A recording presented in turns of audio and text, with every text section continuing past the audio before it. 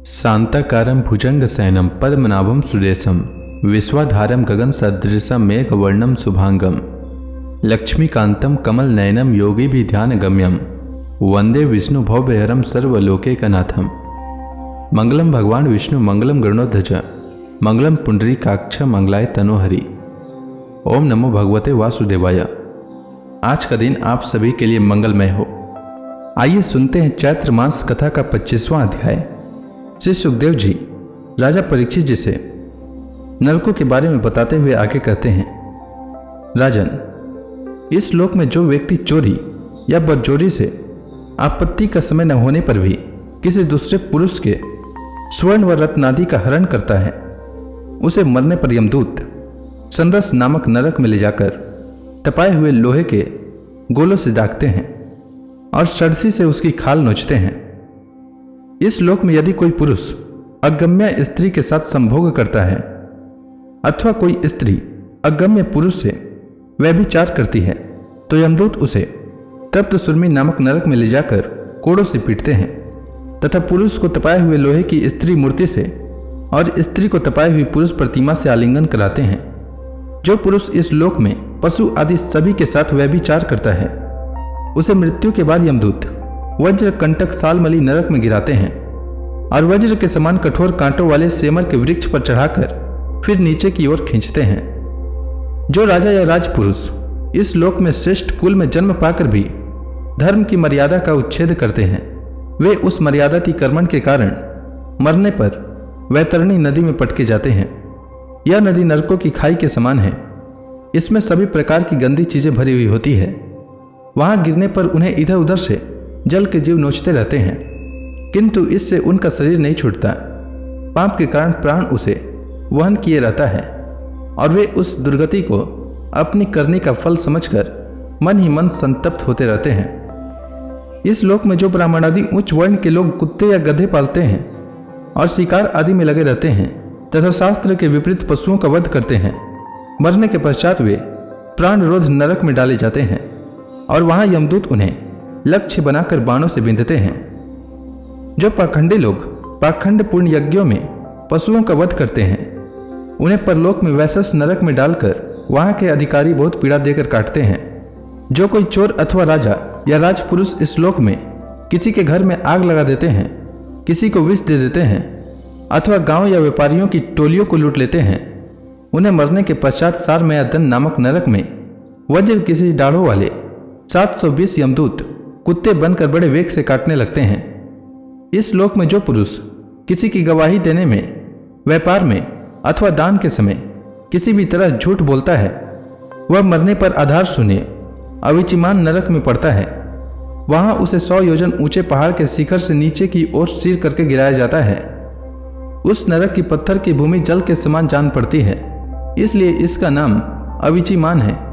वहां गिराए जाने से उसके शरीर के टुकड़े टुकड़े हो जाने पर भी प्राण नहीं निकलते, इसलिए इसे बार बार ऊपर ले जाकर पटका जाता है।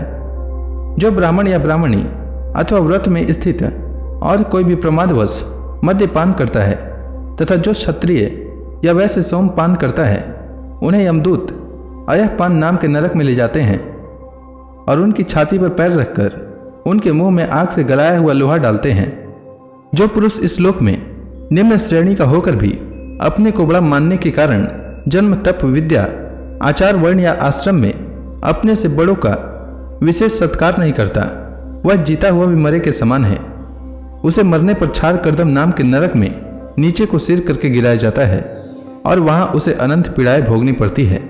जो पुरुष इस लोक में नर्मेधादि के द्वारा भैरव यक्ष राक्षस आदि का यजन करते हैं और जो स्त्रियां पशुओं के समान पुरुषों को खा जाती हैं, उन्हें वे पशुओं की तरह मारे हुए पुरुष यमलोक में राक्षस होकर तरह तरह की यातनाएं देते हैं और रक्षोगण भोजन नामक नरक में कसाईयों के समान कुल्हाड़ी से काट काट कर उसका लोहू पीते हैं।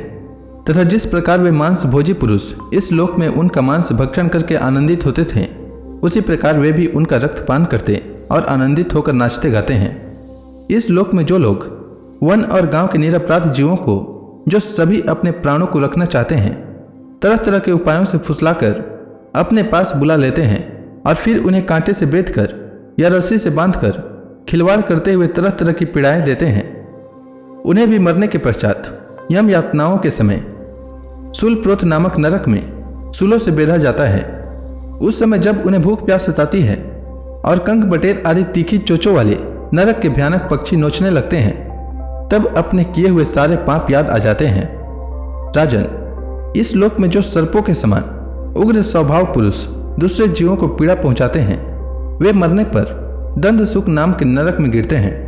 वहां 5-5, 7-7 मुंह वाले सर्प उनके समीप आकर उन्हें चूहों की तरह निकल जाते हैं। जो व्यक्ति यहाँ दूसरे प्राणियों को अंधेरी गुफाओं में डाल देते हैं, उन्हें परलोक में यमदूत वैसे ही स्थानों में डालकर विषैली आग के धुएं में घोटते हैं। इसलिए इस नरक को अवट निरोधन कहते हैं। जो गृहस्थ अपने घर आए अतिथि की ओर बार बार क्रोध में भरकर ऐसी कुटिल दृष्टि से देखता है मानो उन्हें भस्म कर देगा, वह जब नरक में जाता है तब उस पाप दृष्टि के नेत्रों को गिद्ध, कंक, काक और बटेर आदि वज्र किसी कठोर चोंचों वाले पक्षी बलात् निकाल लेते हैं। इस नरक को पर्यावर्तन कहते हैं। इस लोक में जो व्यक्ति अपने को बड़ा धनवान समझकर अभिमान व सबको टेढ़ी नजर से देखता है और सभी पर संदेह रखता है, धन के व्यय और नाश की चिंता से जिसके हृदय और मुंह सूखे रहते हैं, अतः तनिक भी चैन न मानकर जो यक्ष के समान धन की रक्षा में ही लगा रहता है तथा पैसा पैदा करने, बढ़ाने और बचाने में जो तरह तरह के पाप करता रहता है, वह नराधम मरने पर सूचिमुख नरक में गिरता है। वहां उस अर्ध पिशाच पापात्मा के सारे अंगों को यमराज के दूत दुर्जीवों के समान सुई धागों से सीते हैं। राजन, यमलोक में इसी प्रकार के सैकड़ों हजारों नरक हैं।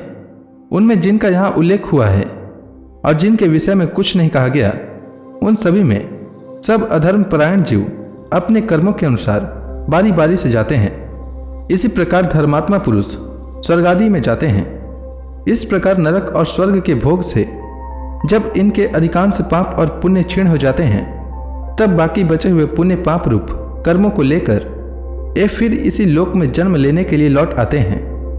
इन धर्म और अधर्म दोनों से विलक्षण जो निवृत्ति मार्ग है, उसका तो पहले ही वर्णन हो चुका है। पुराणों में जिसका 14 भुवन के रूप में वर्णन किया गया है, वह ब्रह्मांड कोश इतना ही है। यह साक्षात परम पुरुष श्री नारायण का अपनी माया के गुणों से युक्त अत्यंत स्थूल स्वरूप है। इसका वर्णन मैंने तुम्हें सुना दिया। परमात्मा भगवान का उपनिषदों में वर्णित निर्गुण स्वरूप यद्यपि मन बुद्धि की पहुंच के बाहर है, तो भी जो पुरुष इस स्थूल रूप का वर्णन आदरपूर्वक पढ़ता, सुनाता या सुनता है, उसकी बुद्धि श्रद्धा और भक्ति के कारण शुद्ध हो जाती है और वह उस सूक्ष्म रूप का भी अनुभव कर सकता है। यति को चाहिए कि भगवान के स्थूल और सूक्ष्म दोनों प्रकार के रूपों का श्रवण करके पहले स्थूल रूप में चित्त को स्थिर करे, फिर धीरे धीरे वहां से हटाकर उसे सूक्ष्म में लगा दे। परीक्षित, मैंने तुमसे पृथ्वी, उसके अंतर्गत द्वीप, वर्ष, नदी, पर्वत, आकाश, समुद्र, पाताल, दिशा, नरक, ज्योतिर्गण और लोकों की स्थिति का वर्णन किया। यही भगवान का अति अद्भुत स्थूल रूप है जो समस्त जीव समुदाय का आश्रय है। तो इसी के साथ यह अध्याय समाप्त हुआ। इसके आगे की कथा मैं कल के अध्याय में सुनाऊंगा। तब तक के लिए भगवान हरि का नाम लेते रहें। तो प्रेम से बोलिए भगवान विष्णु की जय, श्री कृष्ण भगवान की जय, समस्त देवी देवताओं की जय।